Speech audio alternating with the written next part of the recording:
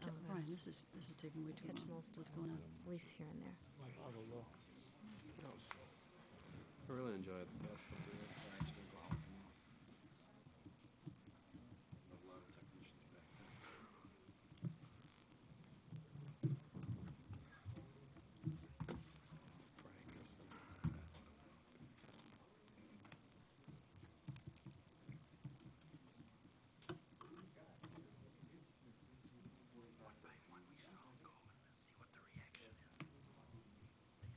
You start. Go ahead. Let's check.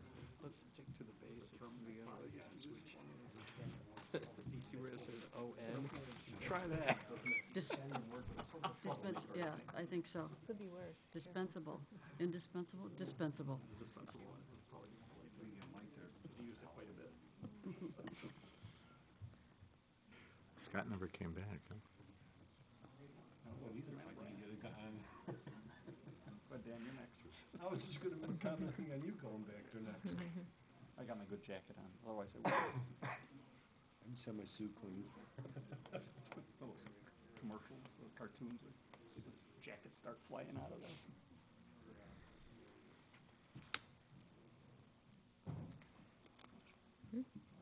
There's a problem getting the meeting to run live for people at home, but it's able to be taped. So they're trying to get the live feed going. Okay, So do they we- want us to wait, or what do they It's want up us to to us. do? We want to wait a few minutes, see if they could figure out. If not, we can have the meeting, and at least we'll be able to rebroadcast it, because it is taped. It is being taped. Yeah. What do you think? Should we wait, or should we, Let it tape. It it will tape. pick up when it's working again, right? So it'll pick up. Well, they're Live? trying to get it, at some point, At some hopefully point it'll it'll become go live. live. But if not, we'll at least have it taped and Yeah, be able so to we- rebroadcast it, okay. so. Yeah, I was just concerned about, I'd like to have the Girl Scouts come up and lead the Pledge of Allegiance, and That's I 2 know they'd love to be on live So we television. might as well start then. as Yeah, long as it it's looks being like we're taped. going to have to. Okay. I'd like to call our city council meeting to order and ask the Girl Scout Troop 1673 to come forward and lead us in the Pledge of Allegiance.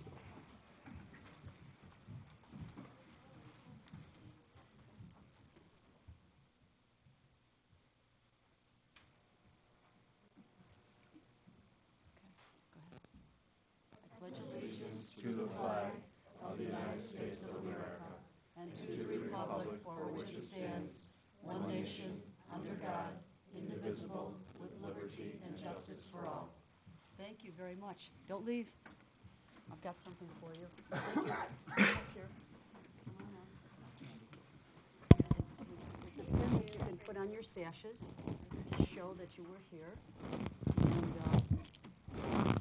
I'm so glad you dropped in to meet with me tonight. Good luck on your government program. The girls of the Troop 1673 dropped in at my meet and greet this evening to ask me questions about local government, and so we had a nice discussion for about 45 minutes, and now I understand their troop leader is going to give them assignments to look up things on our Darien City Code. Did you talk to Scott? No. But I did see where I could look at it online. Okay, so each of the girls could do it through the internet if need be. Very good. Okay. Good luck on your assignments, ladies. Let's move on. The roll, please. Avci. Here. Belke. Here. Marquez. Here. McIver. Podorowski. Here. Shower. Here. Ciphered. Here. 6 present, 1 absent. We have a quorum. The next item on the agenda is questions, comments, and announcements of a general nature. We added this to our agenda for those individuals that had an item they wanted to talk about that was not necessarily on the city council agenda for this evening, but we did put a limit of 3 minutes on the time to present whatever you wanted to talk about. So I'd like to open it up to the audience. Is there anyone in the audience that wants to address the city council now? Please come forward to our microphone. Marvin, I haven't seen you in a while. How are you? It looks like you're having some trouble there. Good. I just want to know if there's something on the agenda. Marvin, do you want to give us, just for the record, your address and everything? Marvin Barmis, 7108 Crest Road, Darien. I'd like to know if there's something on the agenda for for shrubbery along the retention pond between Holly and Plainfield Road? Yes, there is. Oh, there Yeah, is. under our department head reports, Dan Gombeck is going to do a presentation. I just want to make sure I'm in the right place at the right time. You've got it. You're right here. Yes, you're in the right place. Okay, thanks, Marvin. Mayor, just to clarify, at the last budget meeting, the council requested Dan come back during the department head reports to talk about that. That's why it's not listed separately, because it's more of an informational item. Okay. Please, go ahead. Doug Johnson, 2219 Hamilton Lane. I was here 2 weeks ago at the city council. I do not intend to make this a bi-weekly practice, but thought I'd make a follow-up on my visit 2 weeks ago. I did have an opportunity during that time to send some emails to my Alderman McIver, also to Mayor Weaver, because they do directly represent me. I would make this offer to any of the other aldermen. If you are interested in receiving these emails, I'll be here at the end of the meeting and would be happy to talk to you, and I offer to send them to you too. This is just more background information concerning the fact that I do not approve of the city of Darien approving the ordinance to allow video gambling in the city of Darien. 2 points. Last council meeting, you voted not to wait the 6 months.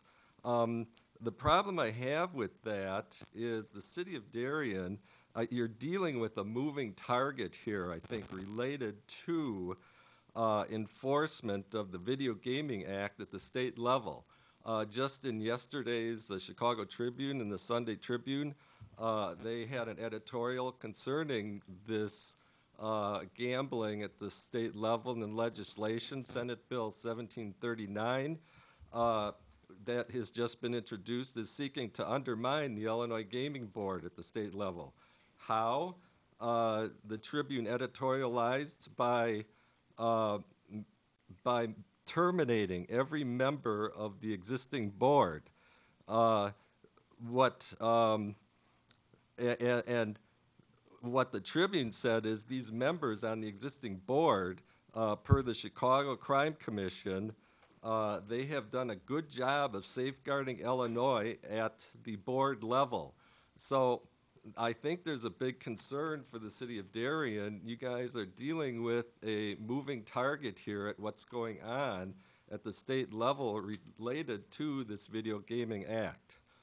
Second, does the council understand the type of gambling that will be introduced into Darien under the Video Gaming Act of 2009? The type of gambling regulated by the Video Gaming Act is a type of gambling known as convenience gambling. This is as opposed to gambling known as destination gambling. Experts deplore convenience gambling. It is extremely dangerous to addicts. It's especially the video poker, which is known as video crack, because it is by far the most addictive form of gambling. So I think this type is the type of gambling that will be introduced into Darien. Also, does the city council understand that video poker gaming in Darien can offer a progressive type of jackpot? In these emails that I sent to Alderman McIver and Mayor Weaver, there's links describing what that is. And the last point here is children and youth, they're very attracted to video poker because they are very familiar with video games. And this is another type of video type activity. And lastly, there are other locations that have been hurt economically by this convenience gambling. One example was in the state of South Carolina. From 1986 to 2000, the video gaming was allowed in the state of South Carolina. Finally, in 2000, they banned it. And once they banned it, the state rose economically, and there were less social costs. Australia also did in 2010, the Productivity Commission issued a report, and one of the conclusions of that report was, had there been full knowledge at the time about the harmful effects of substantially increasing accessibility to gaming machines in the 1990s, a different model of liberalization centered on destination rather than community-wide or convenience-type gambling may have been seen as appropriate. So if Darien does not decide to rescind its ordinance, I just call your attention to that these types of concerns are going to be concerns that will become a part of the city of Darien. Thank you. Thanks, Douglas. And as something I can do on your benefit, I can forward the emails that you forwarded to me Yes. to the city administrator, and he can pass it out to the rest of the council members. So you don't have to go to the trouble. I'll make sure I get those forwarded to all the council members. Okay, thank you. Thank you. Thanks for your Thank you. comments. Did anyone else in the audience?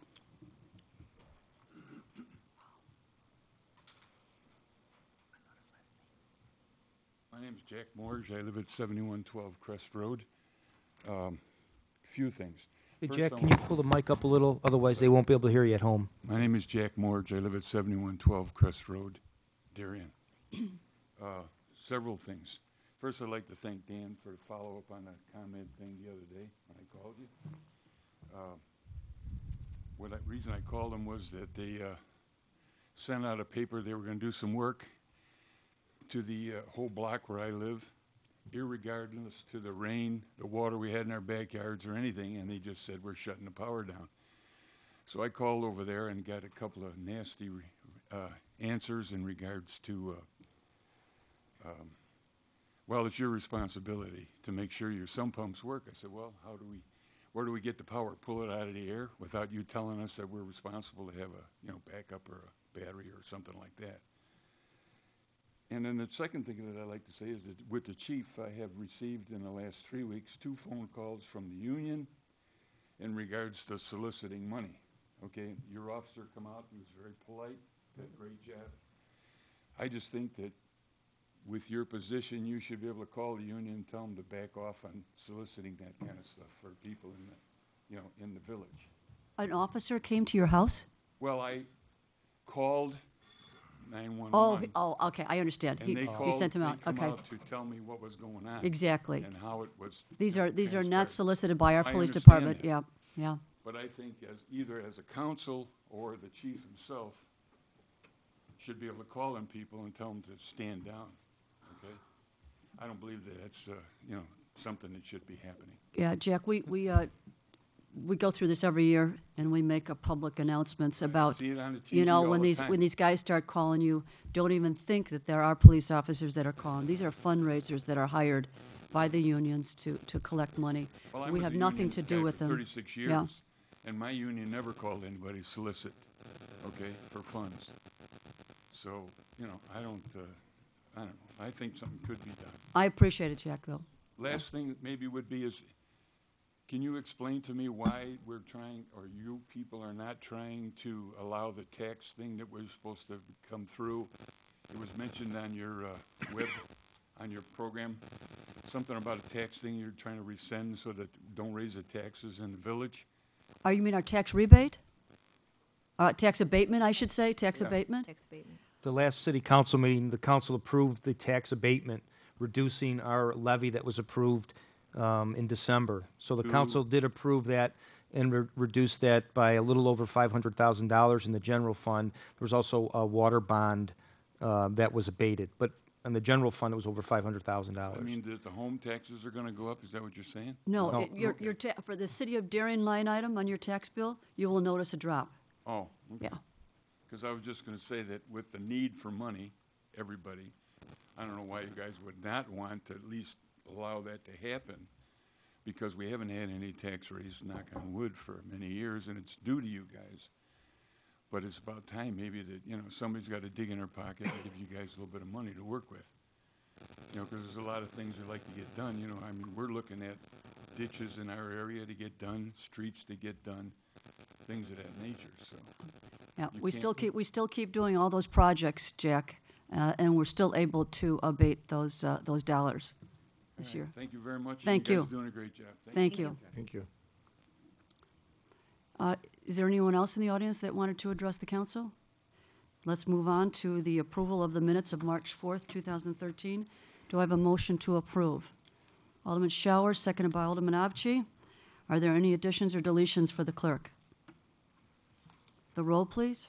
Shower, Aye. Avci, Aye. Belkey, Aye. Marquez, Aye. Paderewski, Aye. Ciphered, Aye. 6 ayes, 1 absent. The minutes have been approved. The next item is receiving of communications. Do any of the aldermen have communications to share? Alderman Belkey? Yes, I have a few, and I'll start out with the one that I received from Christina and Mario Rodriguez at the address of 122 Plainfield Road. Wanted to compliment us on the signs. There's a sign a couple doors from her that welcomes you to Darien, and also she wanted to say that she appreciates how we spray the retention pond, the Crest Basin there for bugs. She did have a concern with some of the trash, and she mentioned like food trash that is inside there that can attract rodents and stray animals. And I was thinking this might tie into the coyote thing that we're going to hear from in a little bit. And Are you talking about the Crest Basin? Yes. Oh, okay. Yes. And she was saying that any request to secure this area would be appreciated for health and sanitation purposes, and also any landscaping efforts are welcome. And a resident by the name of Tom Quick at 6922 Crest said a few things. One is the planting of the blue spruce trees on the Holly side of that Crest Basin as well. Looks really nice, and he said that if the city can do something on the other side, which is the Plainfield Road side, that would be appreciated. He also mentioned that there was some dead trees that are not being maintained by Burger King, like behind there. So I'm not sure if that's really Willowbrook or part of Darien, if it sits in that retention pond area. So maybe Dan, you can help with that one. And the last one, let's see, is Joel Simpson at 7122 Crest Road. He was wondering if, again, this is revolving around the Crest Basin, he's wondering if a pathway could be made along that area, which would take you from Plainfield Road to Holly Avenue. And, you know, that thought had crossed my mind before I told him, and there's a resident there that cuts the grass there, so technically you can walk from one to the other. But he did mention that in rain or snow and things like that, it gets really muddy and it's hard to really walk that way. So he was wondering if the city would consider putting some kind of walkway in there. That's it? Yes. Any other communications? I received a phone call from a resident on Ridge Road. I forgot to mention this last city council meeting, Dan, complimenting our Public Works Department on the snow plowing. I guess there was a few seasons where that extension of Ridge Road was a forgotten area, but now we're faithfully plowing that, and he was just calling to say thank you. Good job on that. Actually, what also happened on that road, Mayor, is there was a couple residents, or maybe non-residents, that were parking their vehicles, so the snowplows couldn't get through there. So with the efforts of the police department, it became an amicable situation where we have the opportunity to fully plow it now as well. That's great. That's great. I also want to thank District 63 for allowing me to participate in their Darien Wizards versus the Darien Mayhem. Game. I got to throw up the ceremonial tip-off ball at the game at Hinsdale South. That was great fun, and hopefully, have you heard anything about how much of a fundraiser Not it sure became? on the final numbers, but there was over 900 people that were there, so it was a pretty good success. It all the was way a around, good so. crowd, good crowd. So thanks to them. Any other communications? Then let's move on. I have something more Yes, to add, yes. sorry. Okay. Back to resident Joel Simpson, there was another matter that he wanted to bring up. Maybe you can help me with this response. It's in regards to the intersection of Crest and Plainfield Road. And what happens there is the light on Route 83, I guess, backs up considerably, and there's many instances where residents can't get out of their street for a long period of time. So he was wondering if there's a sign that can be put up that would say, "Don't block this intersection." And he referred to the one on Seminole and Plainfield where that helped control traffic a little bit with people turning left onto Plainfield. We'll contact the county. I'm sure they'd be more than happy to put up a do not block intersection sign, but we'll give them a call. Okay, thank you. Let's move on to the mayor's report, and we have a Forest Preserve Representative Linda Painter with us this evening. Linda, do you want to come forward regarding, we invited Linda to come forward, to come to our city council meeting to discuss the issue of coyotes, which all municipalities are dealing with now. So Linda, you're going to have to pull that microphone down for your benefit. Thank Okay. you. Good evening. I'm Linda Painter. I'm the commissioner for the DuPage County Forest Preserve District, and I represent District 3, which is the district we're in. I have a program for each of you, and I will pass them out. I would like to introduce our naturalist from the Forest Preserve. His name's Jack McCrae, and his specialty is coyotes, and he works at the Willowbrook Wildlife Center. And so he'll do the majority of the talk, and then I'll follow up at the end. You'll stick around. Oh yeah, no, You'll be when right he's by finished. right by his side. Yes, Yes. Okay. Yes. Okay. I have a cute little visual aid, so when Okay, he's done, all I'll right. show you. Okay. We'll save the best for last. My name is Jack McCrae, 223 East Hillside, Naperville, Illinois. And I've been in this line of work for 33 years now. And one of the things that I talk quite a bit about is coyotes at this time of year. This is the 8th time I've been invited to talk about coyotes to groups such as yourselves. I only have 3 more to do this spring. Typically, I talk about coyote natural history, coyote behavior, threats to pets, threats to humans, and what to do if you encounter a coyote. Each of those topics usually takes 10 to 15 minutes. I know I don't have that much time today, but I'm not going to cut myself short too much. Coyotes are not as big an animal as people tend to believe. I do have a collar that fits over a coyote. If people want to look at it, that's the neck size of a coyote. I have a Labrador Retriever at home. He is the exact height and length of a coyote. He weighs twice as much. The coyotes we get at Willowbrook Wildlife Center never exceed 35 pounds. They are lithe, wiry animals. They have been increasing in population in this area. I think the population has leveled off for the last 10 years. It's not like it was in the 1980s when it was on a trajectory. We have a lot of coyotes in the area. Every community in the Chicago region has coyotes. If you live within a golf course, within a mile of a golf course, or a cemetery, or a forest preserve, railroad tracks, a creek, you're in coyote habitat. They are here to stay. They're one of the most adaptable animals, certainly in the world. They are always curious and trying to see what they can get away with. They're like children in that regard. If they can go into somebody's backyard without a negative occurrence, they'll remember they can go into that backyard. If they go into the backyard and something negative happens to them, they remember that too. It behooves us as humans to keep them in their place. We need to scare them. We need to make sure that they're not getting more and more bold around us. I get telephone calls saying the coyotes are getting more aggressive. They're not getting more aggressive, but they are getting bold. They're getting used to us. It used to be you could clap your hands on your back porch and coyotes would run away. Now they look at you and wonder who's the person clapping and why are they clapping. Coyotes out in rural areas are scared of cars, let alone a car honking.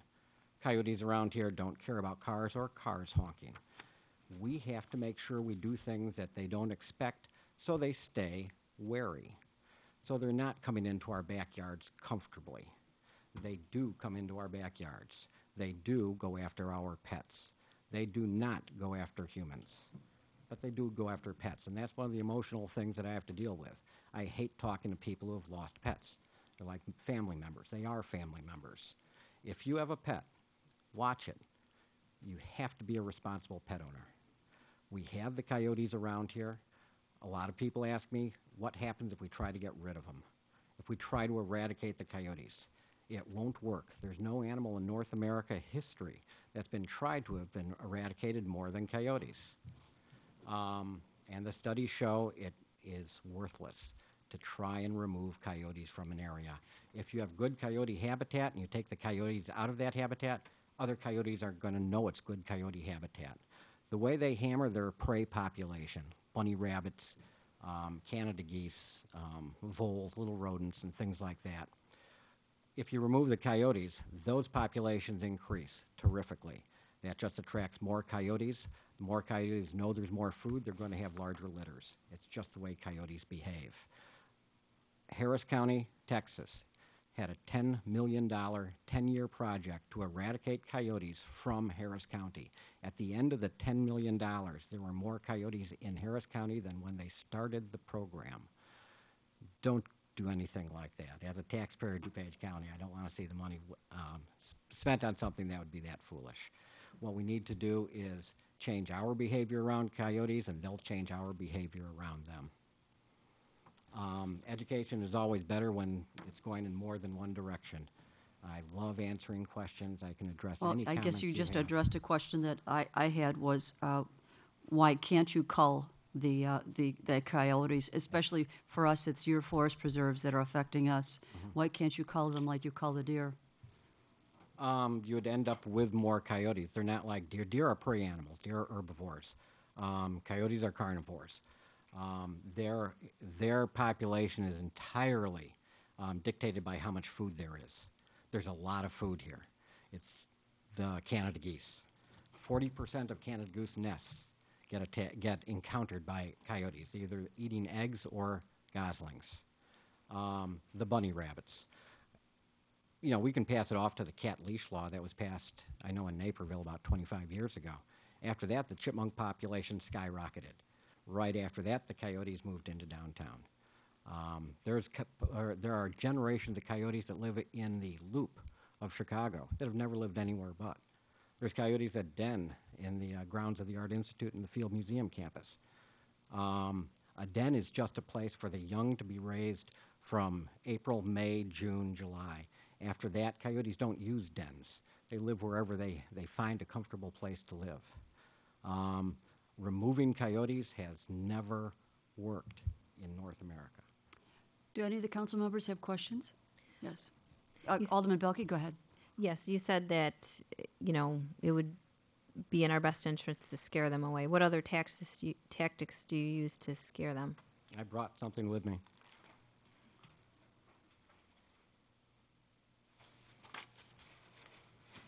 No coyote is going I don't like that. It's as simple as carrying a plastic bag in your pocket. No coyote is going to stand and see what just happened. What else can we do? Blow a whistle, clap, if you can clap loudly. Like I said, coyotes looking at somebody just doing this at the backyard isn't going to do a thing. Take steps towards them. Charge them. They are not going to stay. It's what your comfort level may be, though. People have asked about pepper spray, things like that. If you feel more comfortable carrying pepper spray, that coyote might pick up on your confidence level being raised. That's when I come in with my visual aid. Well, I think Alderman Ciphered has a question also. I live by a creek. Sure. And I've lived there for a long time. And I've always mistakenly, I guess, thought they were nocturnal mostly. Mostly. Yet, because I'd see the tracks in the snow in the morning, or if I let the dogs out at 5:30, then sometimes we'd see a coyote. Yeah. But it seems like this year more than ever, I'm seeing them during the daytime. During the winter, coyotes are more conspicuous during the daytime. Come June, July, you won't see them in the daytime. You're right. Typically, they are nocturnal. They come out when the sun's going down. They tend to go, seek shelter when the sun is coming up. But seeing a coyote at 10 in the afternoon or 3 in the afternoon is not a cause for alarm. There's nothing wrong with the coyote. He's just out at that time. Because I know I've never really worried about my dogs during the day, and now at 11:30 in the morning on a Sunday, I've one of my not so bright dogs chasing the coyote. so I was just wondering about that. Yeah. If to be a responsible pet owner, you got to watch your pets 24 hours a day. Linda, do you have other techniques? I went to a seminar a few weeks ago that was put on by the Conservation Foundation, and the speaker has done a lot of research on coyotes, and I asked him his suggestions afterwards. And I had heard, as he said, pepper spray.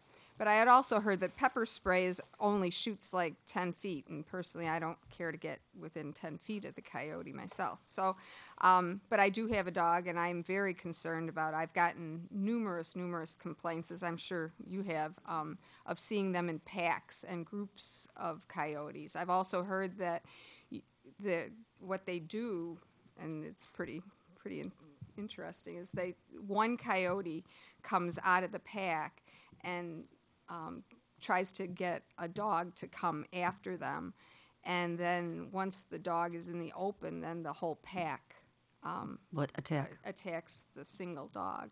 I've also heard that someone told me today there were 2 collies that were attacked by one coyote. So it's certainly a problem, and I'm hearing the same thing you are. So, and what I got out of that program, there were several things that I got out of it. Is don't feed them. And what you had addressed is, the forest preserve, we don't see too many coyotes in the forest preserves.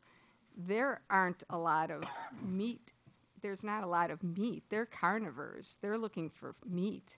Where do they find the meat? Garbage cans, dogs, like you said, rabbits, and other rodents and squirrels and those kind of things. And those are found in our communities.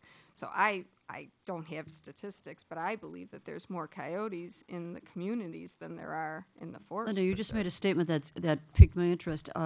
My understanding was that they would go after a dog because they consider the dog interfering in their territory. Now did you just suggest that they were attacking dogs as food? Oh, I think so. No. Oh, he says no. He's the expert, you so. shouldn't have left. You should have stayed up here. Yes. Come on back. Because I'm going to open the floor to the residents too, to ask questions. And the thought that they're smart enough to lure dogs, no, that's a complete myth. They don't hunt that way. No, absolutely not. Okay. Good. Okay. Well, But keep anyway, him there. so this gentleman said, that was the speaker, when I asked about pepper spray, Yeah. he said certainly works. And I said, but my concern is it doesn't go far enough. Now, someone had told me that you could use hornet spray because it shoots like 20 feet. But then when I asked him about that, he said those are pretty harsh chemicals and they could hurt either the coyotes permanently, or he also said if you're using any of these methods, don't use it when the wind's blowing at you because it could be you that gets it in your eyes. So, so what he recommended, and I was totally flabbergasted, but there is such a thing, and I found out, he said, use bear spray. Now, bear spray, I said, now where in suburban Chicago do you buy bear spray? He said, I tried Dick's, he said a sporting goods store. I actually found it at Bass Pro Shop, and that's bear spray, and it's basically the pepper spray, and it doesn't provide permanent damage to either the coyote or yourself should it get in your eyes, but it shoots 35 feet. Now, if you've got a coyote in your yard and is in some way intimidating you or your pet, and you want to make him go away, I have never tried this, but I will keep it in my back on my porch so that in case I need to use it, if I ever feel threatened or have my dog threatened, I have something that I feel very confident that would make him go away. And I've talked to someone that said they used it and that coyote never came back because they remembered that dog or the coyote was not wanted in their yard. Yes. Okay. Alderman Abshi, I think you have a question. Yes, I have a couple questions for Jack. You said to scare the animal like with the bag or something else. Are there any times of the year or any situations where you may not want to do that, like if they have their litter or something like that? Are they known to attack people for any reason? There's no known attacks on humans in Illinois. There was an incident where a man said he might have been attacked by a coyote in Aurora last winter. and that turned out to be a domestic dog. But since there are no attacks, now any animal that feels cornered or threatened may defend itself. If you find any wild animal in your garage, give it a way out. Don't try and approach it. If you're able to find a coyote den, and they're very secretive, their holes are a volleyball will plug up a hole of a coyote den. They're small little holes. If you do encounter one, the coyote is going to run away. They're not going to defend the den. I had one other question. I'm not going to suggest that we introduce them in our neighborhoods, but what are the natural predators of coyotes in the wild? There's none. Wolves. Yeah. That's just what we need is wolves and Right, yeah. yeah. No, if people are scared of coyotes, Yeah. you know. Yeah, Brian? Jack, there are a number of residents in town that have fences and think that that protects their dogs. And I know I've been told coyotes can hop certain fences and others are better or worse. Yeah. Maybe you can talk a little bit about that. Chain link fences, a 3-foot chain link fence a coyote can hop over. A 6-foot chain link fence a coyote can climb over. Wooden fences with horizontal slats, coyotes can get a foothold and climb over.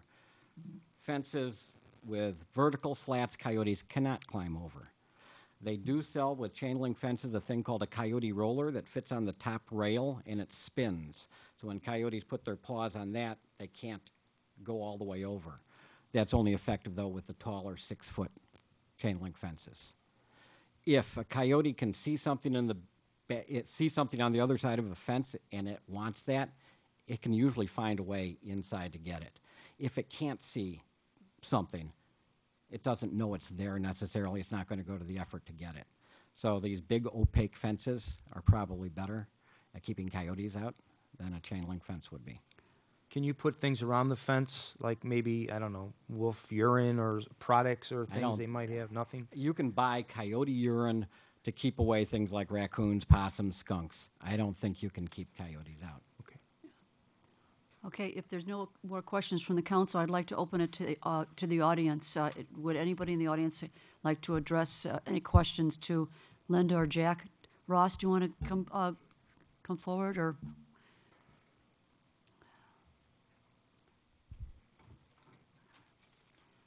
Good evening, Mayor. Thanks for having the speakers here tonight. I live in Alderman Ciphered's ward, and I have quite intimate knowledge of coyotes. I have a 12-pound spaniel that was attacked in my backyard about 2 years ago when I was standing just 10 feet away.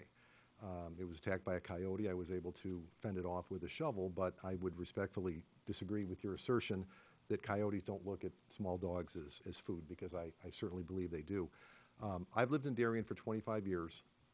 It's only been in the last 4 or 5 years that we've had this problem. 20 years ago, we weren't talking about coyote attacks. 10 years ago, I didn't used to see coyotes running up Cass Avenue at night coming into town. 5 years ago, I didn't have coyotes sighted almost daily in my neighborhood. So I think the problem has gotten worse. I'm not sure what the reason for that is. If you could address that, I would certainly like to know why the sudden explosion in the coyote population. And I just think that, unfortunately, we're headed to a situation where right now we're concerned with pets being attacked. In our neighborhood, there's a lot of seniors that live in the apartments and the condos near us. A lot of them have small dogs. They walk those dogs at night, and I fear that at some point in the future, one of them is going to get injured by multiple coyotes attacking that dog, and they're trying to defend it. So I'm not sure what we can do, but I think we need to be even more proactive than we are now. Jack, response. Thanks, Ross. One thing about the coyotes in the Chicago region, they're the most studied coyotes in the world right now. 17 years of thorough research, scientific research. So it's that base of knowledge gives us the information, the scientific information. Since coyotes are so adaptable, things that I'm telling you tonight may be wrong 50 years from now. Things we knew about coyotes 50 years ago are different today. That's how adaptable these animals are. The question of do they eat dogs and cats? Less than 1.7% of their scat shows, in the Chicago region, shows pets. In San Diego County, it's over 20%. There they do eat cats and dogs. Here, the scats just don't show it. Ohio State University has had researchers looking at coyote scat all these years. They know what the coyotes eat around here. It's more of a natural diet. At the seminar, what they found in the other gentleman that gave this talk, they found steak, all kinds of chicken bones, all kinds of things that we eat and that are in our garbage. And they've talked to people that have put out, he said there are people that put out 50 pounds of food on a daily basis to feed the coyotes and other animals in the area. So a lot of it is what we put out that's available to them. That's why I believe when we're in the forest preserves, you rarely ever see a coyote. They're more in the residential areas, and the forest preserve can't do anything off of our property. So that's one of the reasons it's kind of a fruitless effort for us to do anything as far as that goes. Yeah, The studies seem to show that there are as many coyotes outside forest preserves as inside forest preserves. When they're in the forest preserves, though, there's usually a lot more vegetation and natural landscaping for them to hide in. When they're running across turf, lawn, bluegrass, then they're much more easy to see. But the ones that are collared, and I think there's about 600 collared coyotes in the Chicago region right now that we can track, pinpoint exactly where they are. They do cross between forest preserves into golf courses, into cemeteries, railroad tracks, creeks, all across. They're not staying in our forest preserves. They're not staying in our neighborhoods. They're moving through all of them. What about, Jack, what about injecting, shooting darts or something at the female coyotes in order to stop them from... Birth control type thing? Yes. I don't know anything about it. I know with the deer management that we do with the forest preserve, birth control isn't an option because of just the administrative nightmare of giving a female a dose and then finding that female to give her the booster shot 6 months later. It doesn't work with wild animals unless you can identify that animal as an individual. That usually means putting a big number on their sides, so you can see it, so you know what to do with that animal. There's no oral birth controls available where you can just feed a bunch of them at one time. It's all through an injection, and injection with regular booster shots. I don't see how that could happen. There's got to be a way. I mean, if you just showed us a collar that you can monitor an animal by. Those animals are caught with a trap where they go into the door slammed shut. They do a blood draw, they measure it, they weigh it, they put that on it. Like I said, I think there's 600, 700 with collars on in the Chicago region already at all times. Yeah. And couldn't you give them birth control to at least stop that population from growing? We're dealing with maybe 10% of the population. There's they harvest, they hunt and trap 9,000 coyotes a year in Illinois. That's a drop in the bucket. When we're dealing with 600 and that's a small percentage. I don't think anybody would notice. Brian? Sometimes we'll hear about different animals that are categorized as protected in Illinois, and sometimes I don't always know the real definition. I hear that about geese or things. Sure. What is the status of coyotes? Are they protected from hunters or from... No protection on coyotes. You can shoot them 365 days a year. Okay. With any size handgun, with any size magazine. You can use electronic calls. You can use light shining. It's from an hour before sun up to an hour after sundown, except in deer hunting season, and then you can shoot them 24 hours a day. Okay. There's no protection on coyotes. Okay. Is there an ordinance about that? No, in DuPage County, you can't discharge guns, though. Right. So that's... that becomes a moot point then, yes. Right, and you need a license. You need a license for any hunting. John? I was just curious. It seems like if I go back 5 or 10 years, we used to have a larger deer population, and you've reduced that population. Yeah. Have you now reduced their food source for the coyote? Coyotes can catch a fawn for the first 3 weeks of a fawn's life. Right. After that, any deer can outrun But any coyote. You did increase the amount of reduction in the deer population, so they have less food. But they rarely eat deer. Rarely eat deer. They're It's the hungry, bunny though. rabbits and the voles, the squirrels and the geese. That's what they eat. And that's, again, that's what the scat shows us. It's not conjecture, it's not speculation. This is what the scientists looking at What who is our study deer this. population now? What is our deer population? Deer. We try and keep it around 15 deer per square mile is the maximum carrying capacity. I'm guessing some of the preserves have more than that. I've been told that the last aerial count was 91 deer in Waterfall Glen. Any other questions? Anyone in the audience? Jack?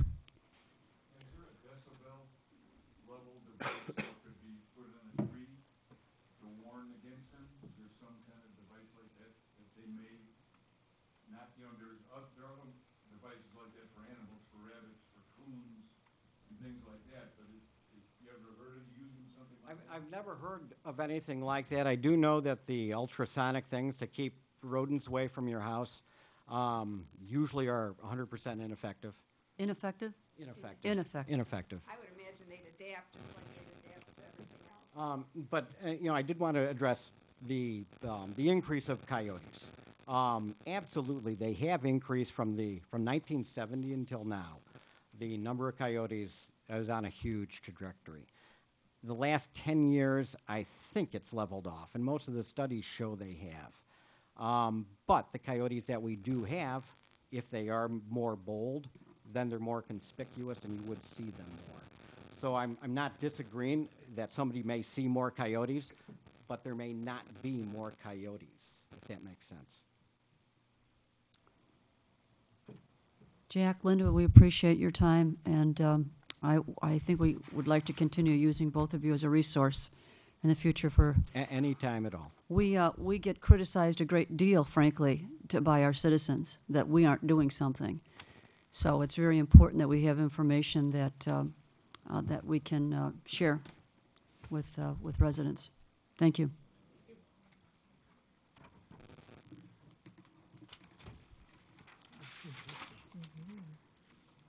The next item under the mayor's report is the Darien Chamber of Commerce. Claire, you're with us this evening.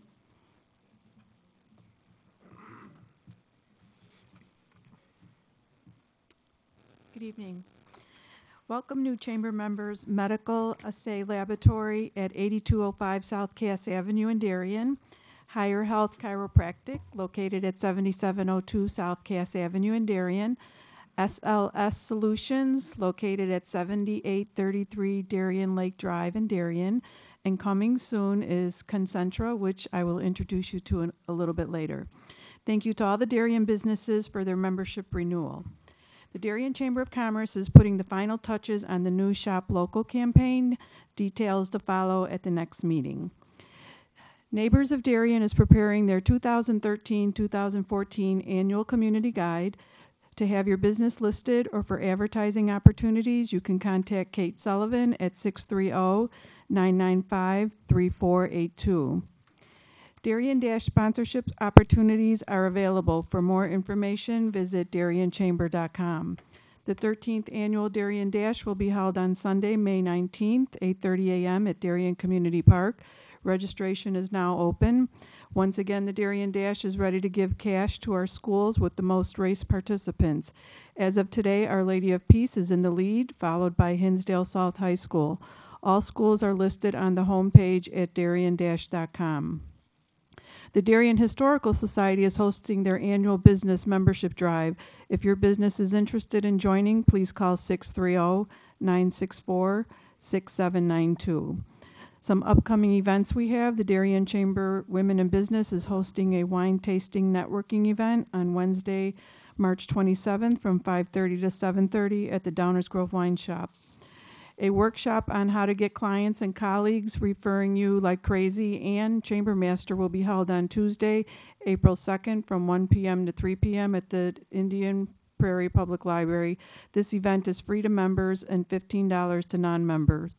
The April membership luncheon will be held on Tuesday, April 11th at the Holiday Inn Willowbrook. To register for all these events, visit www.darienchamber.com. Tonight we have two chamber members, and I'd first like to introduce Sashi Venkatson from Montessori Pebble School.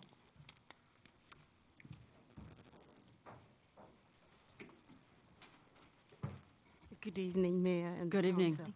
My name is Sashi Venkateshan. The school has been in Darien for 13 years. We are the only Montessori school in Darien. We offer programs for children between 15 months and 6 years.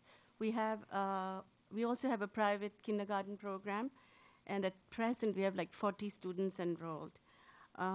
We have organic health, we offer hot lunch organic from a company. We also, we have job assistance for high school students from the LADSI Vocational Alliance Partnership. We have two of our assistants are from there, and they've been with us for like 4 years. That's what we can help them. They're really, they are high performance. High functioning, yes. Yes. Mhm. And our students, all of them, most of them have gone, very successfully to Our Lady of Peace, Kingswood Academy, and, Darien Public School. The kids at school made you guys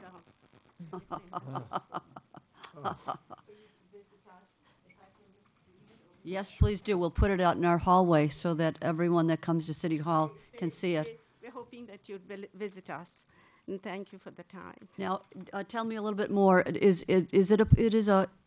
Does Montessori take children for a whole day for parents that are working? We are open from 7 in the morning till 6 in the evening. Okay, so that you do provide that function. We would love for you to come and visit us, please. Okay. Anyone? We're in the Brookhaven Market. That's We're correct. kind of difficult to find. Most people don't even know we exist. You better talk to the management company there about getting you advertised better on their sign. No, yes, we do have a small one, but we are so much at the back, closer to the tower. That's right. But Where the food market is, you are adjacent to the food You market. come and see these kids work. Amazing. You won't even believe what these kids do. 4-year-old, and they're doing carryover multiplication. They're doing, by the time they're done in kindergarten, most of them are reading chapter books. Just 4 or 5-year-olds.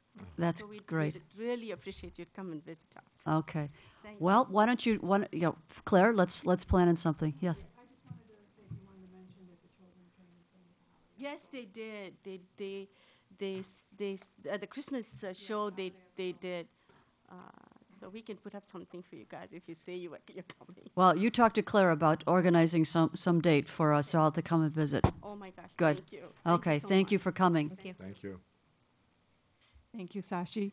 At this time, I would like to introduce Dan Short, Michael Giardini, and Michael Salvaro from Concentra.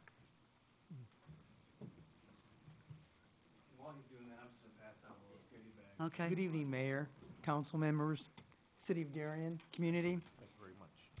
My name is Mike Saldivar. I'm the Area Operations Director for Concentra. We're going to be located at 7421 South Cass, right there off of 75th and Cass, the old Hollywood Video. We're currently completing our renovations of a state-of-the-art Thank you very health much. care center. We're going to be a full health care provider for the community. We will offer immediate care, urgent immediate care for the city, for the state of Illinois. Anything that's non-life-threatening, limb-threatening, we'll have a physician there on duty. Thank you. X-ray, physical therapy. Concentra was most recently acquired by Humana. We are the country's largest occupational medicine provider. We see some 14% of every injury in the country. We now offer the immediate care services for our community.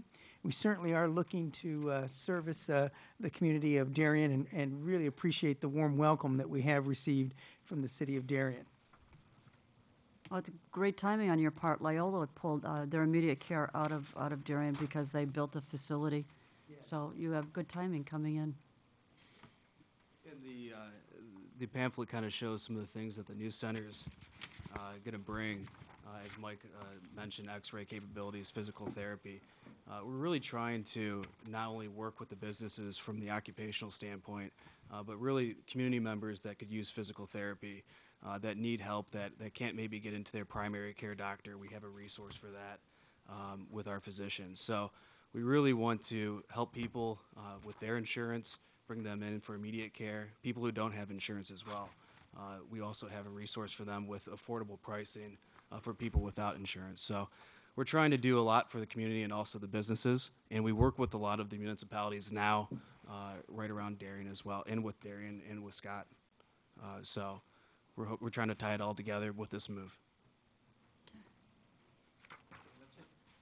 Oh, I think Alderman Apchi, you have a question? Yes, I do. You mentioned insurance. Do I take it correctly that you will take all kinds of insurance, including Medicare and Medicaid? We do take Medicare. We currently do not take Medicaid, but we do work with a wide variety of insurances and plans. You can find a lot of that online at concentra.com, or you can always call our center. Yeah, are there any prominent ones that you don't work with besides Medicaid? Anything that you would not take? No, not that I can think of. United, Blue Cross, certainly Humana, Cigna, Aetna. Brian? Yeah, just one comment. Something Dan and I often talk about in terms of our local economic development are a good mix of businesses that will generate sales tax, but also businesses like yourself that draw people into the center. So when they're done with their appointment, they'll go to Jewel or Brookhaven or somewhere else to, also spend dollars in the community. Could you tell us a little bit about your foot traffic and how, what you expect there? Certainly, we did extensive analysis in reference to our overall population that we serve. Certainly, coming to the city of Darien was a part of that. Overall population, average household income was very important to us. Certainly, for us, on average, our visits for the first year, we're looking at an average of 75 visits per day, working our way up to an average of 120 visits per day. Okay, thank you. Alderman Ciphered? I'm not sure I missed it, but when are you planning on opening? Because you're not open yet, right? Our opening day will be April 15th, so we're right around the corner. We're going to need it. We're looking to partner with the local high school band as well to do a nice grand opening where we would do some sponsorship. We're very excited about working with the chamber as well with several sponsorships. Yes, the ribbon cutting is April 15th. That date changed? We're looking at May 11th for the actual Oh, grand opening, once not we get kind of there? settle Okay. ourselves a little bit. Okay. May 11th, you said? Okay. And that May 11th, again, still is pending as it relates to the high school band. Yeah, I'm writing it down with pencil. Yes. Yes. Any other questions for Concentra? Thank you, gentlemen. We Thank really you. appreciate. Welcome to Darien. Again, and thank you. Okay. I have a question for Claire. Oh, Claire, okay. Halil's got a question for you. You had planned meet and greet and social for not-for-profits on the 26th of February and got canceled due to weather. Have you rescheduled it? Well, the not-for-profit mixer is going to be tied in to the Shop Local campaign. We have a committee working on, we're going to have a restaurant week. I'm saying more than I should be saying. We're going to have a restaurant week. We're going to have a non-for-profit week, and we are going to have a professional services week. And that event is going to be scheduled during the non-for-profit week. So we haven't set the dates for everything yet, but we are rescheduling it. Good, thank you. Okay, but I think everyone's going to be excited. We have a nice logo, and we're going to be ready to launch the Shop Local campaign hopefully in the next month. Did we set a date for our program, Open House, for Well, I'm waiting all for, our businesses? yeah, I need to get back with Brian from Carriage Greens, and there's the two dates, so I need to see the availability of the banquet Okay, so facility. you've decided on Carriage Greens as the location? Yeah, Okay. and he is going to donate the room and everything, so. Okay, that's Okay. great. Okay, That'll be a good thank you. location. Thank you. Did anybody have questions for Claire? Okay, let's move on then. Let's move on to the city clerk's report. Just one item, Madam Mayor. The city offices will be closed on Friday, March 29th, in observance of Good Friday. Let's move to the city administrator's report. Thank you, Mayor Weaver. Just a couple of items. A resident earlier brought up the issue of the police union solicitations. Typically what happens is that particular union sends a letter to the department once a year, usually in the spring, advising us that they'll be soliciting. And this has been going on for many years, and many communities have the same issues we do. So when we get that notice, we do put out on our direct connects, usually 2 or 3 weeks in a row, reminding people that, our recommendation is never donate over the phone. And this particular union, has the right to do this. There's, it's not an issue of if the chief could say yes or no, so they do that. So the only way they'll continue to do that is if people give them money. Eventually, if people don't contribute on the phone, hopefully they'll find somewhere else to get their donations. And secondly, Dan will shortly be presenting the Crest Basin project. Just as background again, as the city council concluded their budget discussions, Alderman Belke had asked the city council to consider a planting of evergreens around the Crest Basin to help improve the look of that area. And Dan was asked by the council at the last budget meeting to come back tonight with some kind of concept of what that may look like. And I think tonight, while the council's not voting on it, we'd be looking for some direction from the council if that's something they want us to include in the budget that will be coming to the city council for the next council meeting or not. So again, just wanted to give that as background information. That's all I had. Thank you. Okay, thank you. And that will bring us to department head information and questions. And Dan, as Brian just pointed out, Dan is going to be showing us a couple of views of what the Crest Basin could look like as it is now and with trees. So go ahead, Dan. Thank you, Mayor. Good evening, City Council and our residents viewing at home, or probably not viewing at this moment. But first of all, like as Brian said, a couple weeks ago, the City Council requested of staff to put some pictures up of what the Crest Basin currently looks like and what it would look like once these proposed trees were put in place. If you look adjacent to either behind you, you'll see the Crest Basin as it stands right now. There's a lot of open water. And again, this open water is the subject of debate as well. If you recall, I did put a brief presentation or report together in respect to what the basin is supposed to consist of, especially of various types of plantings. Again, the plantings, and we still have not heard back from DuPage County, but these plantings were supposed to be within the entire basin. So we would see nothing at this time of the year. We'd see colors of brown, but again, you can see it's all open water. In respect to the white pines that we were introducing, the Crest Basin adjacent to the sidewalk would have 41 pine trees, and these pine trees are referred to as day one screening. You can see what the effect would be from a before and after. I'll go back to the before, and there's the after effect again. So again, if there's not any questions on that, I'll entertain any questions. Dan, where's the sign in relation? Is we can't see the new welcome sign yet. If you see where the pointer is right now, it's approximately right about here. Is where the new Welcome to Darien sign is going to go? Right, that's where it's at. It's not being picked up on here. Matter of fact, I think it's a little bit over to the right of the screen, my right of the screen here. So Dan couldn't capture it all. Dan, these are slow growings because that's a pretty dense, 41 trees along there. That's a lot of trees. Correct. That is a lot of trees, and it's referred to as day one screening. One thing that staff had looked at is if we only plant maybe 10, what we'll have is a problem in the future years because we'll have a height differential if we do 10 at a time, for example. So staff's recommendation, if the council was to look at trees, we would recommend planting all 41 trees. And Dan, those are staggered. You can't see necessarily from this picture maybe, but the way you plant those, maybe you can describe that also. The planting is of a V pattern. And again, the reason for that is to give the trees room to grow. So they're not growing into each other. With the V pattern, they're spaced enough where you can't see through them, but yet you can walk around them off to the sides. That still seems awfully dense that you'll end up with dead trees because there's so many of them Again, there. this picture was obviously superimposed, so it's while it's accurate to a degree, you still see some type of spacing in there. Yes, maybe 7 years from now, if they were planted today, you'd see less of that spacing, if any at all. Okay. I think Alderman Belke, you got a question?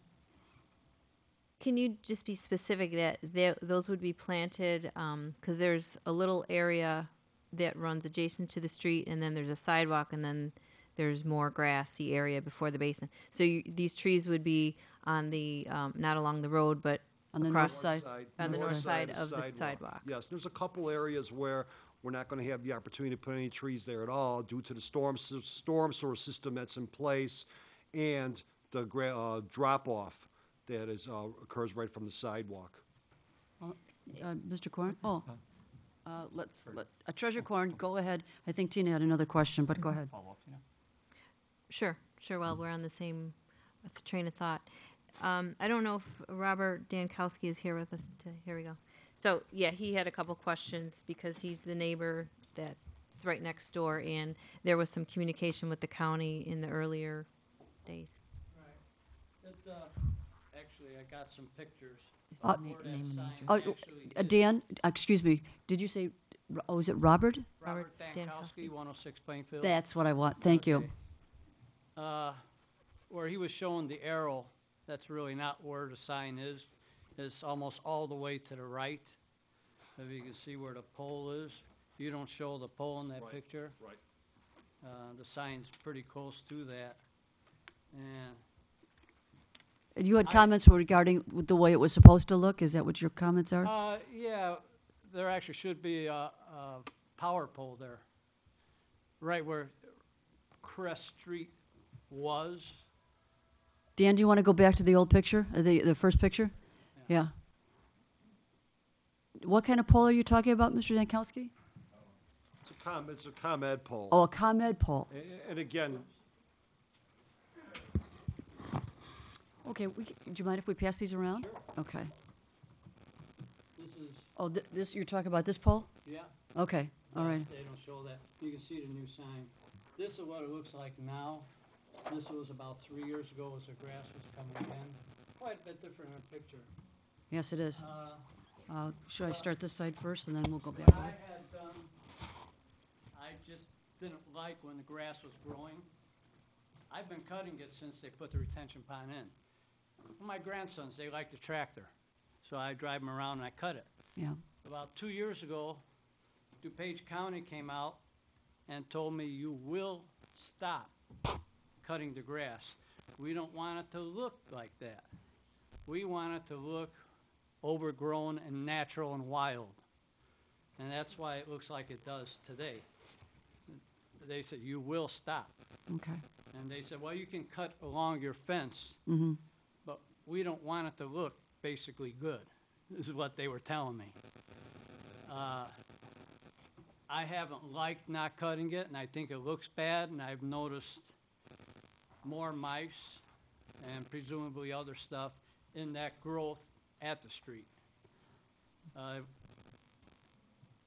It looks awful to me. Yeah, and- well, that's what we're checking out now, Mr. Dankowski. We've approached the county to verify that everything they said they were going to put into the basin is indeed there. Really, And they so, haven't, nothing has changed from the day they finished the project. Because I'm out there constantly yeah, with it. yeah. And it's really kind of gone downhill. Well, that's our perception too. Yeah, And it that's really why, needs- yeah. Like I was talking, I'm not sure who I was talking to the other day. Do you want to go past it? It needs to be look better. Like I say, you got the sign, and you look at, geez, this is Darien. Come in, it looks bad now, Mm-hmm. the way it is. Yeah, we And- agree. We agree on that. Yeah, I wish I could have kept cutting it, because it did look good. The grass greened out all the way, and it looked good. And now, Yeah. and as far as wanting a track for people to walk, people do walk there, but in the wintertime, they really can't because of the snow, and there's growth towards Holly. It's actually the DuPage property, but it's never taken care of. In some pictures, you can probably see that. There's actually a couple things they did, or didn't do, I should say.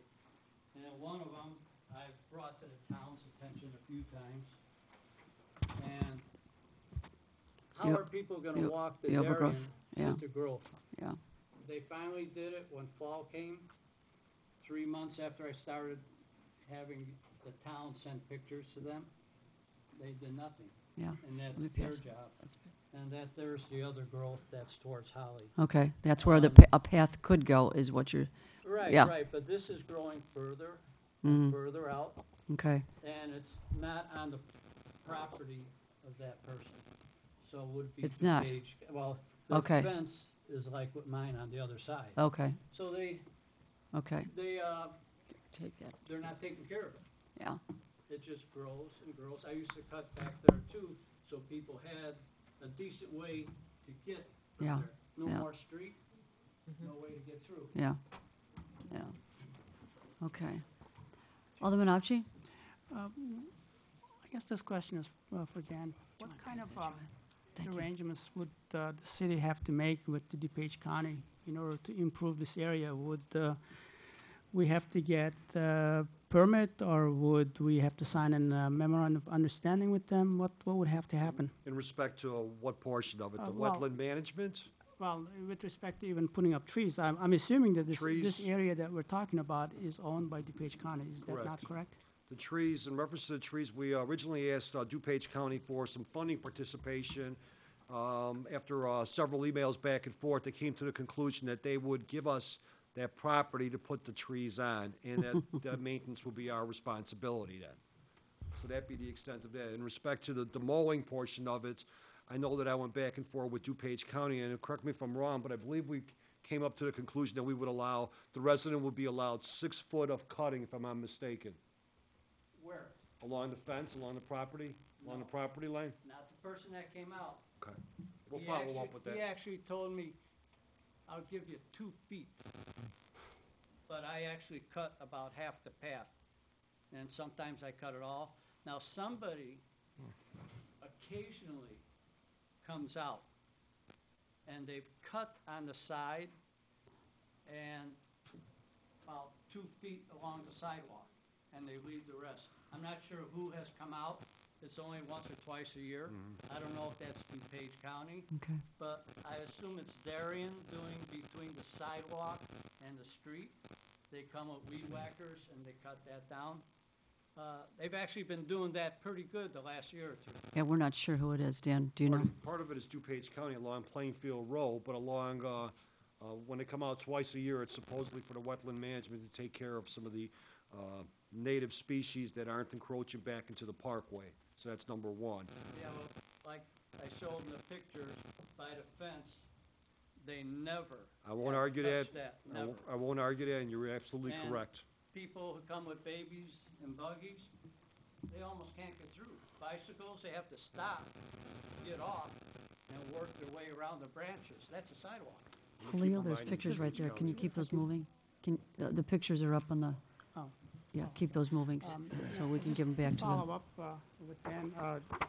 Are you then satisfied that what you've gotten from DuPage County is sufficient, or do you still think the city would need something formalized, some kind of agreement between the city and the county? In respect to these trees, I feel that we're formalized enough to be able to make a decision, and then the city would follow up with any type of IGA or any additional agreements from the county.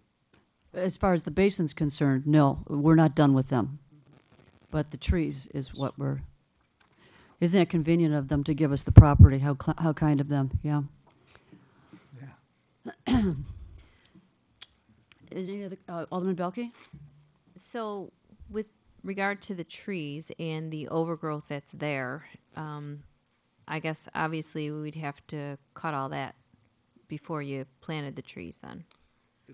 The answer is yes, but we've been after DuPage County on a yearly basis, annual basis, where we can ask them to come out there and remove the overgrowth from the sidewalk. It's basically it's wild bushes is what it relates to. Alderman Shower, I believe you have a Yeah, question. what's the cost again for the 41 trees? $11,000. Treasurer Corn? I agree. I mean, the area does not look good. On the other hand, I mean, this is our residents' money that we're talking about, and I'm not saying don't spend it, but I think we should make every effort we can to work with the county to hold them accountable for what they are responsible for in this.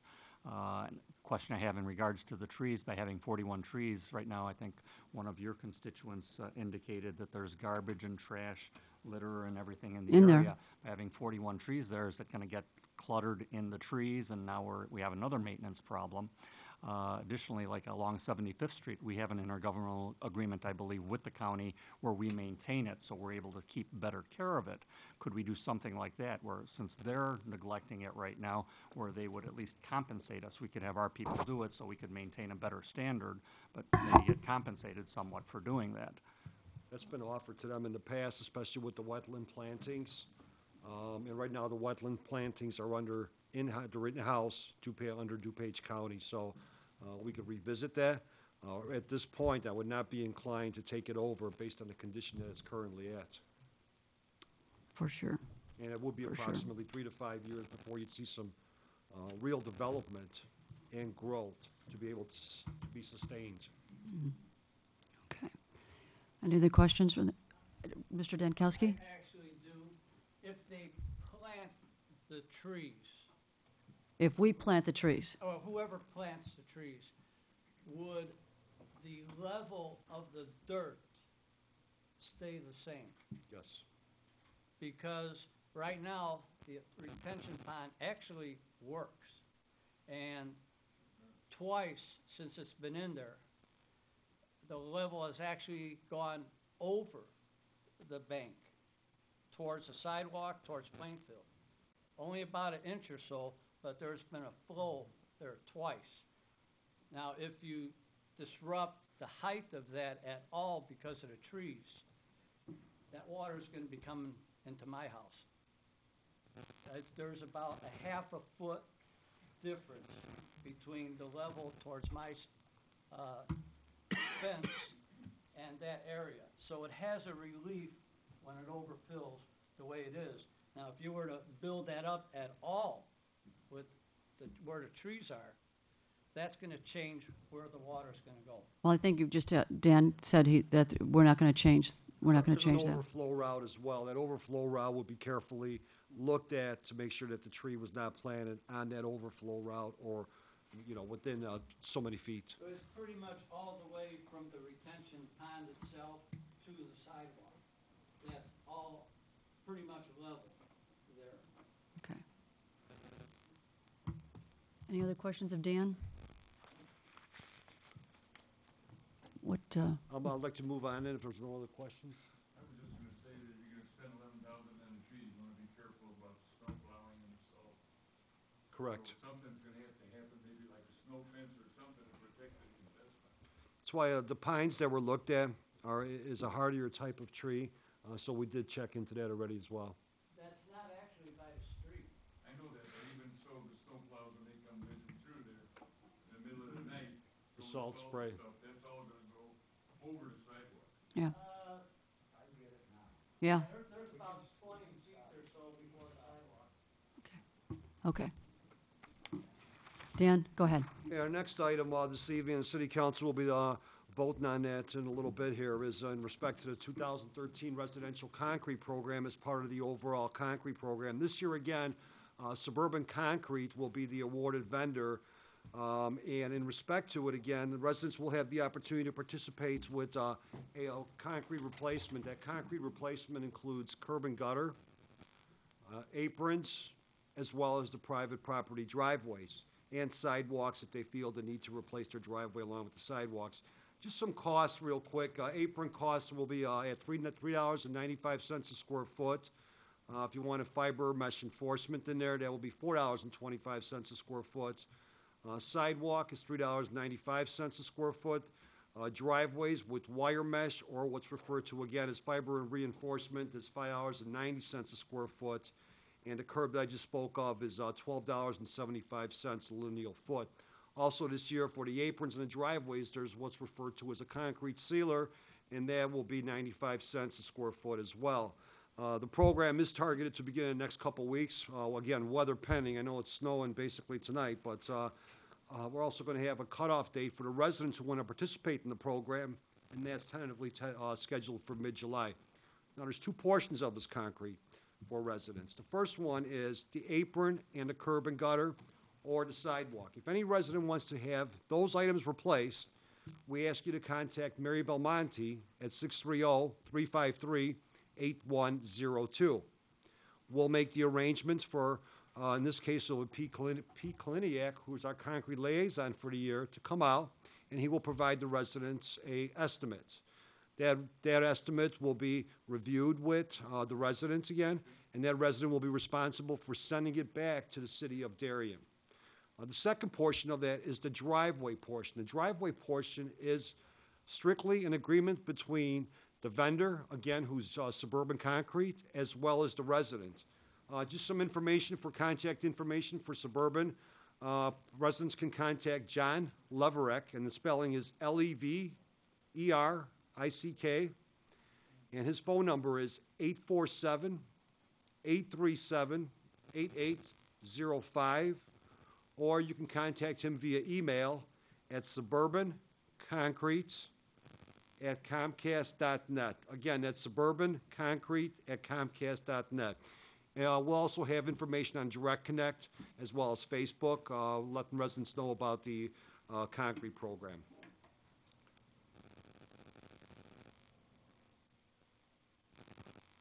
The next item also we'll be discussing this evening is in respect to what kind of dovetails with the concrete program is the permit fee waiver schedule, which is on the agenda this evening too. Last time we did this was a couple years ago, and the program basically works where residents are waived the permit fee. Now, let's do an example for driveways. Driveways, for example, the permit fee is $75, and there's a $175 refundable bond that's required. With that said, the resident would typically would be at a cost of $250, of which $175 would be refundable. In this case, it's only $175 for the refundable fee, and it would not be charged the permit fee itself. Also, what's being discounted during this period is air conditioners, deck replacements, demolition, any type of fences, landscape grading, lawn sprinkler systems, patios, roofs, the private sidewalks again, parking lots, and above-ground pools. So again, this program will be starting tomorrow, pending City Council approval, and run through approximately December 1st. In conjunction with that, the City of Darien has partnered up with Home Depot, what we refer to as a residential co-op. What will happen this time is, in respect to the building permits and the decks, for example, residents will have the opportunity to go to Home Depot for decking material. Anything in excess of $2,500, they'll be able to go to the Pro Desk. As they go to the Pro Desk at Home Depot, they will let them know that they're a Darien resident and that they're interested in this deck. And what Home Depot will do is they'll take this list of material and they'll bid it through what's referred to as their bid room for additional discounting. That discounting might be 1% up to 40%. Now, one thing that they do not discount is plants or any type of garden materials. Also, what they're doing is anything else over $2,500, non-deck related, they'll also entertain through the bid tool room for residents, but giving them the opportunity to have additional discounting. As far as delivery goes, any type of deck material, again, over $2,500, will be delivered at no cost to Darien residents. And any other material, non-deck related, in excess of $2,500, that delivery fee will be reduced to approximately $59. We're just ironing up the details, and we're going to be having a flyer come out here within the next couple days. Paul's been very busy lately. Paul is the manager Sorry, over yeah, at Home Paul, Depot. Home Paul, Depot. yes. Last item is Chuck's Southern Comfort Cafe up on Cass Avenue.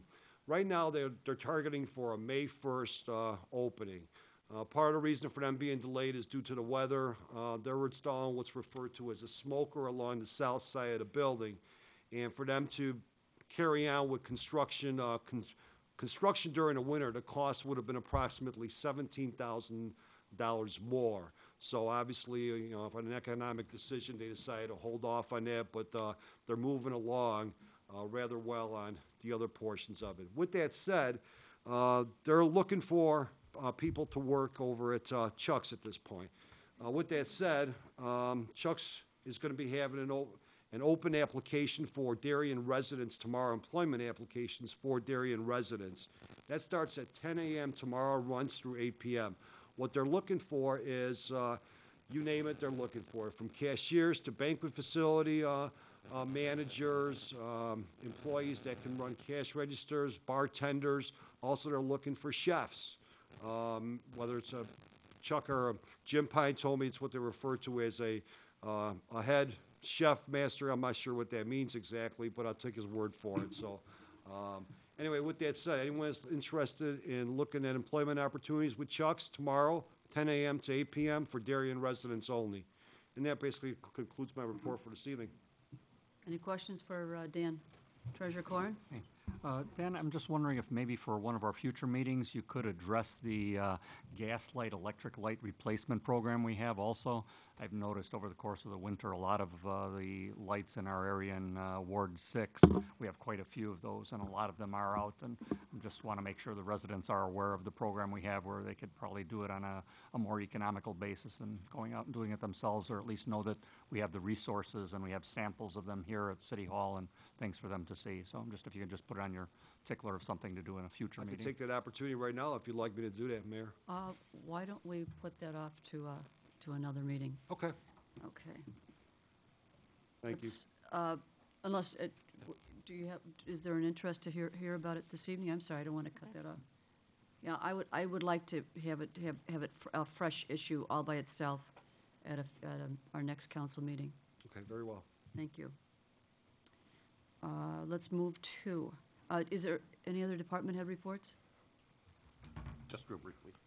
Yes. Okay.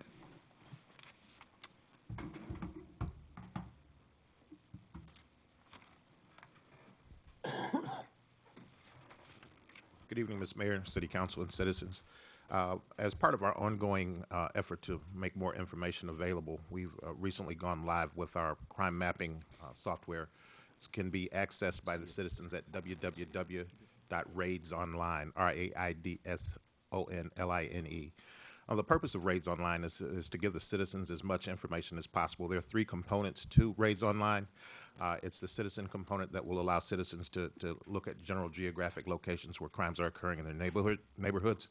It will, the other 2 components are law enforcement components that give us exact addresses and locations of crime and allow us to do analytics and tracking crime patterns and crime trends. So we think it's a very beneficial tool for both the officers, the citizens, and the command staff. So we're encouraging everybody to use it. If you have any problems or any questions, please feel free to call the police department about questions. We're working out a few minor glitches, but we are live online as we speak. I think it was in our Direct Connect this last month. We did put it in Direct Connect with a direct link. And Chief, the one question I had, and I know Stacy answered it for me, is when you look at a particular event on there, it will give the address, but it will give the address, not the exact address. That's It'll correct. typically give a couple of X's in the address. So you're going to know what block that incident occurred on, but you may not know you won't know the specific address. You will not know the exact, the citizens will not know the exact address. For instance, if it was 7109 High Road, you'll get 71XX and then a High Road address. Okay. Okay. Any Thank other you. questions? Thanks, Chief. Mayor, just as a follow-up to the Crest Road, or the Crest Basin, we'd be looking for some feedback from the council as we're finishing up the draft budget tomorrow, if there's interest in including that number or not. You want to poll now? Well, that would be helpful. See if there's interest in us pursuing- adding that to the draft budget that'll be voted on in a couple of weeks. We'd look for some direction. Alderman Belke? Is there a way to figure out what area that would come out of, or have we worked out the numbers? I mean, it's $11,000, but Yeah, it's 11,000. I think when we talked about it during the budget, we said, in looking at the capital projects fund or the general fund, there's available revenue. It's just a matter of aesthetic projects not being weighed against other projects, but certainly that the 11,000 in and itself is not a huge number, and that would be available. We would put that. I think we originally earmarked it just in our operations in the general fund, and we would put it back in there. Alderman Shower, your thoughts? Hey, guys, I'll be straightforward with you on this one. This is one of those where we're going back and forth. We were talking about the fact that we're paying for, crossing guards at $26,000. We had a discussion about it, but then we have $11,000 that we're giving back on over for beautification. And then I look at the situation where we got a truck that if it goes out, that's $160,000. That's a lot of money.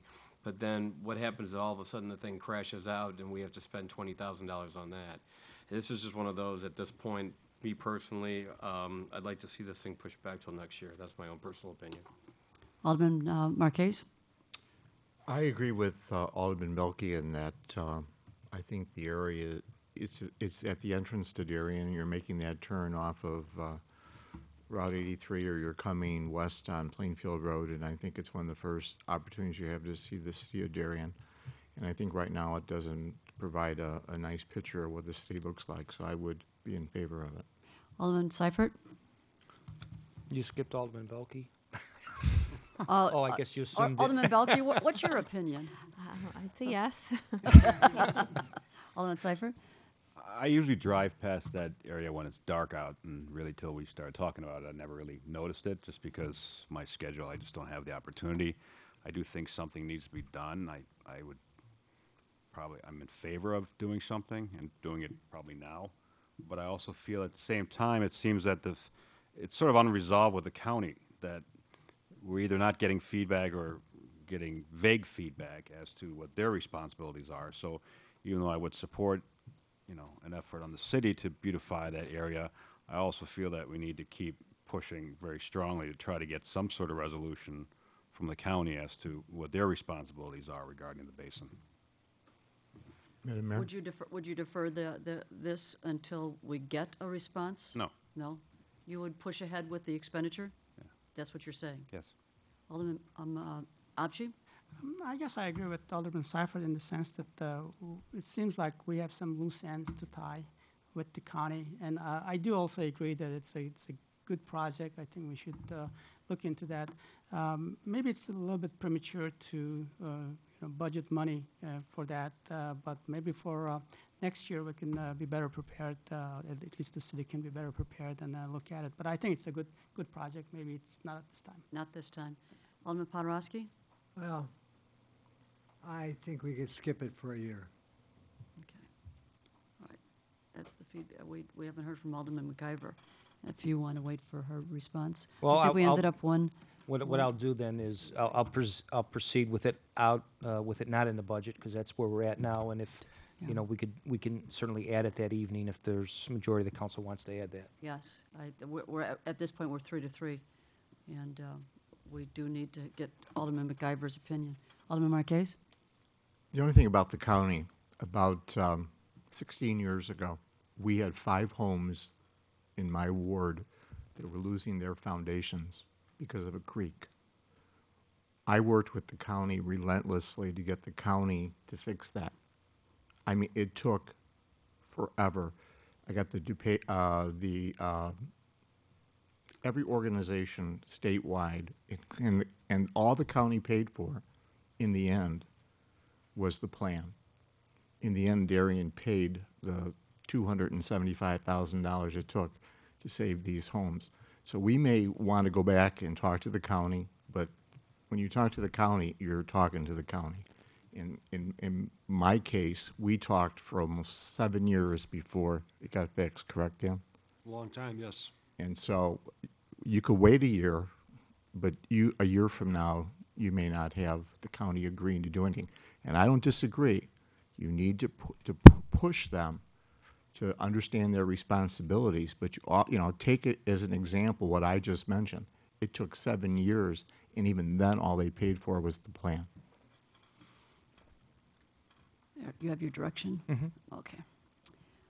Let's move on to the treasurer's report. Thank you, Madam Mayor. This evening, I'm requesting council's approval of warrant number 121319 in the amount of $432,989.99 from the indicated funds and payroll for the period ended March 7th, in the amount of $247,305.42, for a total to be approved of $680,295.41. Do I have a motion to approve?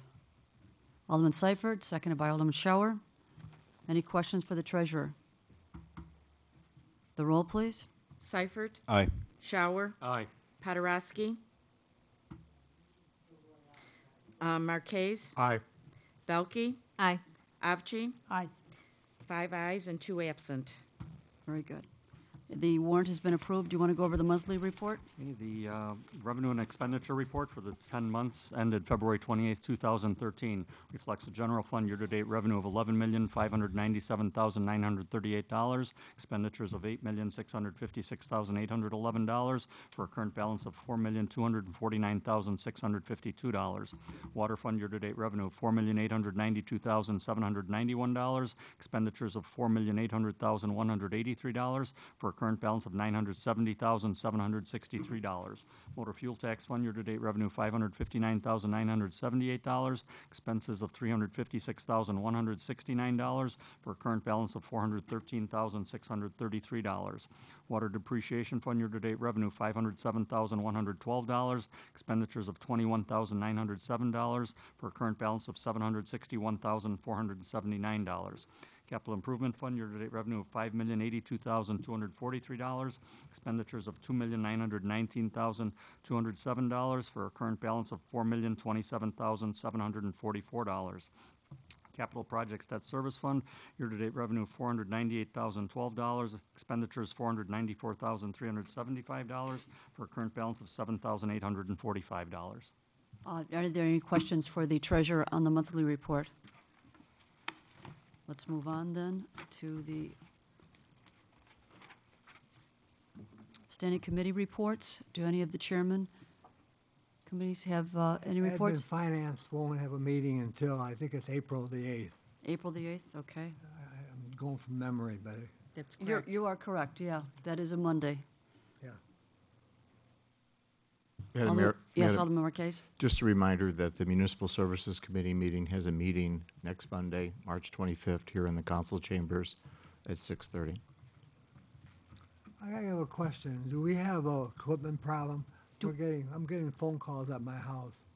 We do have the live feed is not Yeah. going on, yeah. It's being taped, it'll be shown on council. Okay. Yeah. Because people all of a sudden couldn't see it. Oh dear, and Sharon's getting calls. Is that what your wife is getting calls? Yeah. Yeah, okay. She's Okay. good at taking them. But she didn't know That's, what to say. unfortunately, we had a problem this evening. Scott, do you want to address that? We've had a couple issues, and we have the new presentation equipment. We did have a complaint about something called ghosting, where there could be some like areas around a person that you can see some different coloring on them. We had one complaint on that, and there's a lot of different pieces and moving pieces Are back we there. live or are we dead online right now? Right now, we're not, Right now, we're not live, That's what I thought. Yeah, yeah. That's fine. so working through those issues. My wife will handle it for you. Let's move on to questions, comments, agenda-related. Do any of the aldermen have questions on any of the items on the agenda this evening? Does anyone in the audience have any questions and comments on any of the items on the agenda this evening? Then let's move to old business, and there being no old business, I'll move right to the consent agenda, and I will read all the items that are on the consent agenda for the benefit of the viewing audience that will see the tape of our meeting. Item A is a consideration of a motion to approve Our Lady of Peace Ghostly Gallup 2013. It's a 5K run, 1 mile walk on Sunday, October 27th, beginning at 8:30. Item B is a motion granting a waiver of the Raffle license bond requirement for District 61's Educational Foundation. Item C is a motion to approve a resolution temporarily waiving building permit fees to encourage home improvement, maintenance, and upgrade during the 2013 construction season. Item D is a motion to approve a resolution approving a contract with Suburban Concrete in an amount not to exceed $422,769 for the 2013 concrete sidewalk, apron, curb, and gutter removal and replacement program, which will also include the Elm Street sidewalk extension and waiving the $75 permit application fee for participating residents. Item E is a motion to approve a resolution authorizing the mayor to execute a contract for the 2013 ditch maintenance project between the City of Darien and Scorpio Construction in an amount not to exceed $188,630. Do I have a motion to approve? Alderman Belke? Second by Alderman Shower. The roll, please. Belke. Aye. Shower. Aye. Ciphered. Aye. Poderowski. Aye. Marquez. Aye. Avci. Aye. 6 ayes and 1 absent. All items have been approved. The next item is under new business is a motion to approve the expenditure in the amount of $12,500 for the purchase of a police canine and officer training. Do I have a motion to approve? Alderman Marquez, seconded by Alderman Ciphered. Discussion. This is something that was budgeted that we planned on proceeding on since we lost both of our canines.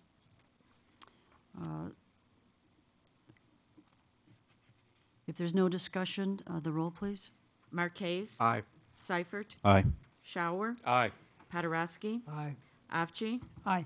Belke. Aye. 6 ayes and 1 absent. Motion has been approved. The next item is questions, comments, and announcements of a general nature from the council first. Do any of the aldermen have an announcement to make? Alderman Marquez. Madam Mayor, 2 thanks need to go out. One to the Citizen of the Year Committee, Kathy Lyons, Fran Maslini, Bonnie Jiskra, Joan Wayman. They did an excellent job Saturday night. For those of you who were there, I know that Kathy and I were greatly touched by the turnout, the friends and the family that showed. But what really made Saturday night was the planning and the execution that took place, and that committee is to be credited for that. And then my second thanks goes out to the residents of the city of Darien, as well as members of the council here who attended the Lions Club 42nd annual pancake breakfast yesterday. We had a wonderful turnout. We didn't have the green pancakes, but we had some good pancakes, and so my thanks. The money that we raise from this event is the money that helps pay for the 4th of July parade and the Halloween party that we hold later. So Darien residents who attended, that's where that money's going to go. So many thanks. Thank you. Any other announcements? I'd like to open it up to the floor if anyone wants to address the council.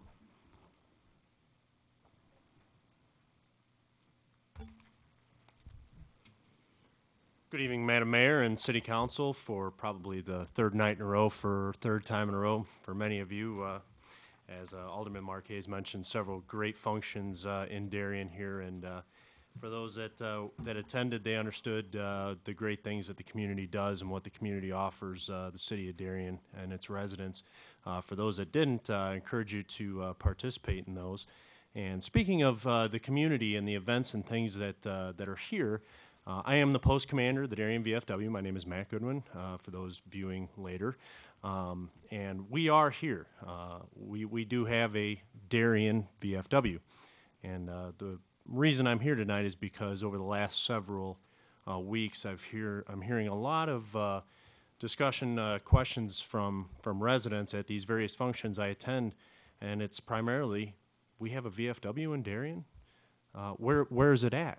Well, as you all know, we are currently pursuing a goal of giving ourselves a post home somewhere in Darien so that we have that visible presence. But to the residents, to the community members, we are here. We are everywhere at the moment, and even with a post home, we will continue to be everywhere for Darien and the community itself. And we have a number of programs, none of them which involve coyote abatement, so we won't have to worry about that so much. But we have several programs, including our military assistance program grants, which assist Reserve, National Guard, and active duty family members in the area. As you know, we have a very large contingent of Army Reservists just down the street by Argonne. Many of their families live in the area. That when they're in need, we can provide them with non-refundable grant that can assist them with anything from fixing a water heater to paying rent if they should happen to be behind on those. We also have our Buddy Poppies that we distribute every year that will be coming up on the weekend before Memorial Day. And we certainly appreciate the donations for those poppies as we distribute them in the community. And those poppies are made by disabled veterans. In many cases, those poppies are assembled as a form of therapy for those disabled veterans, and all the money that we raise from those poppy distributions goes back to assisting the veterans in the community. But we also have various community outreach things that we do that are not veteran related. In the past year, we've done educator awards. Every year we sponsor a Boy Scout troop. We have donated money to the Our Lady of Mount Carmel Food Pantry. We've raised money and raised multiple donations, multiple hundreds of dollars in donations for the Harrisburg tornado victims. And we've also donated money to the Hope for Hunter program for the unfortunate young man that just lost his life from Lakeview. But we also offer several scholarship programs in the community. I had the opportunity tonight to address the High School Board of Education on several of our programs, but I wanted to speak tonight to those.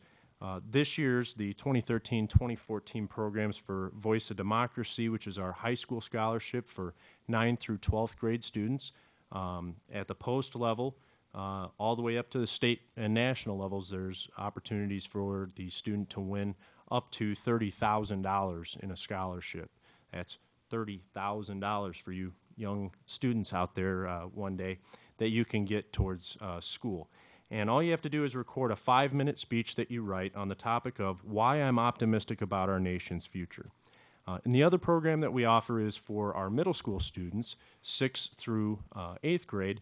That's our Patriot Pen essay contest. It's a 300 to 400 word contest on the topic of what patriotism means to me. And at the national level, that's a $5,000 cash award to them as well. The Darien Post is actively involved in both of those programs in the area, and just this last year alone, we've given out hundreds of dollars in cash awards. And that's cash awards because we're no longer able to give out bonds, so you get money in hand for that when you win. And finally tonight, I want to remind citizens of Darien that we are, the Darien VFW this year is offering the Darien vehicle stickers. For a $3 donation, you'll receive a beautiful looking Darien vehicle sticker that's displayed rolling between meeting recordings on the Darien TV.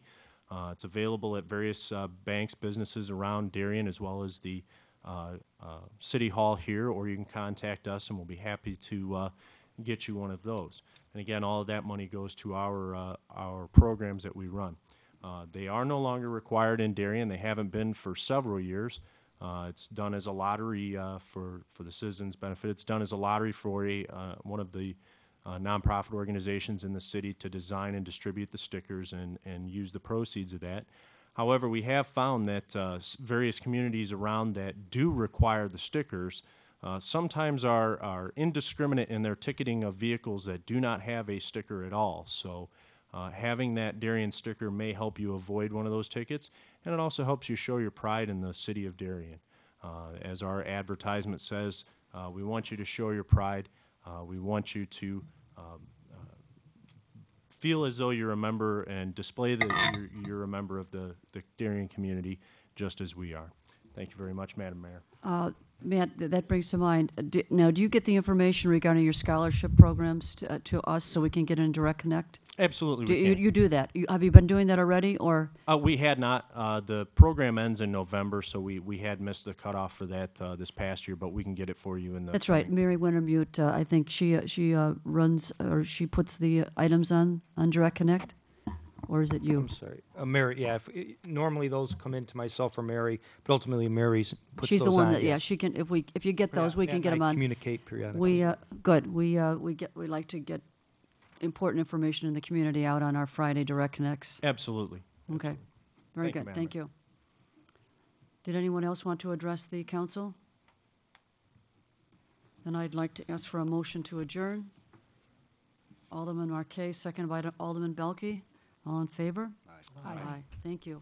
Good evening. Girls, you stuck it out through the whole meeting. Congratulations.